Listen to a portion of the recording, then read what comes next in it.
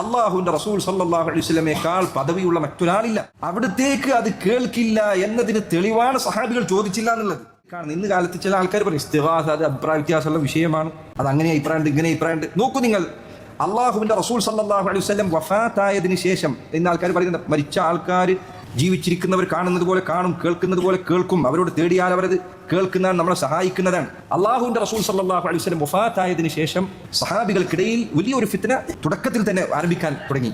അതെന്തായിരുന്നു? ആരാണ് അടുത്ത ഖലീഫ എന്നുള്ളതായിരുന്നു. അൻസാരികൾ ചിലപ്പോൾ ഞങ്ങളുടെ കൂട്ടത്തിലാണ് ഖലീഫ, മുഹാജിറുകൾ ചിലപ്പോൾ ഞങ്ങളുടെ കൂട്ടത്തിലാണ് ഖലീഫ.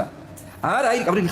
ഖലീഫ സ്ഥാനത്തിന് വേണ്ടി അവർ പരസ്പരം തർക്കിച്ചത് ഒരിക്കൽ അധികാരത്തിന് വേണ്ടിയായിരുന്നില്ല. കാരണം അള്ളാഹുവിന്റെ റസൂൽ സല്ലല്ലാഹു അലൈഹി വസല്ലമയുടെ പിൻഗാമി എന്ന പദവിയാണിത്. അള്ളാഹുവിന്റെ അടുക്കൽ വലിയ ശ്രദ്ധ ലഭിക്കുന്ന പദവിയാണ്. മുസ്ലിം ഉമ്മത്തിന് നേതൃത്വം നൽകുക എന്നുള്ളത് അള്ളാഹുവിന്റെ അരികിൽ വലിയ സ്ഥാനം കിട്ടുന്ന കാര്യമാണ്. അതാണ് അവർ അതിനുവേണ്ടി മത്സരിപ്പിച്ചത്. അവർക്കിടയിൽ വലിയ തർക്കമുണ്ടായി. നബി സല്ലല്ലാഹു അലൈഹി വസല്ലം മറവു ചെയ്തിട്ട് പോലുമില്ല, ഖബറക്കിയിട്ട് പോലുമില്ല. എന്റെ സഹാബിമാരിൽ ഏതെങ്കിലും ഒരു സഹാബി നബി സല്ലല്ലാഹു അലൈഹി വസല്ലമയുടെ അടുത്ത് ചെന്നിട്ടെങ്കിലും നബിയെ കാണുന്നില്ലേ? പ്രശ്നം ഒരു അഭിപ്രായം പറഞ്ഞു, നമുക്കൊരു സ്വപ്നത്തിലെങ്കിലും പറഞ്ഞിരിക്കും, വേറെ എങ്ങനെയും പറഞ്ഞില്ല, സ്വപ്നത്തിൽ പറഞ്ഞാൽ മതി. അതെങ്കിലും ചോദിച്ചോ. നിങ്ങൾ ചിന്തിക്കൂ, ബുദ്ധിയുള്ള ആളുകളെ, സഹോദരങ്ങളെ, അള്ളാഹുവിന്റെ റസൂൽ സല്ലല്ലാഹു അലൈഹി വസല്ലമയേക്കാൾ പദവിയുള്ള മറ്റൊരാളില്ല. അവിടത്തേക്ക് അത് കേൾക്കില്ല എന്നതിന് തെളിവാണ് സഹാബികൾ ചോദിച്ചില്ല എന്നുള്ളത്. ചില ആൾക്കാർ അവരത് അന്ന് ചോദിച്ചില്ല, അതുകൊണ്ട് നമുക്ക് ചോദിക്കാൻ പാടില്ല എന്ന് എന്താ തെളിവ്? അവർ ചോദിച്ചില്ല എന്നത് ഏറ്റവും വലിയ തെളിവാണ്. കാരണം നബി സല്ലല്ലാഹു അലൈഹി വസല്ലമക്ക് കേൾക്കുമായിരുന്നെങ്കിൽ, അവിടത്തേക്ക് പ്രശ്നം പരിഹരിക്കാൻ കഴിയുമായിരുന്നെങ്കിൽ ചോദിക്കൽ അവരുടെ മേൽ നിർബന്ധമാകുമായിരുന്നു. എന്താ കാരണം? പ്രശ്നം അത്രയും ഗുരുതരമാണ്. മുസ്ലിം ഉമ്മത്തിന്റെ പ്രശ്നമാണ് ഇവിടെ നിൽക്കുന്നത്. പക്ഷെ അവരാരും ചോദിച്ചില്ല എന്നതിൽ നിന്ന് എന്ത് മനസ്സിലാക്കാം? ചോദിച്ചാൽ നബി സല്ലല്ലാഹു അലൈഹി വസല്ലം ഉത്തരം നൽകില്ല എന്നവർക്കറിയാം.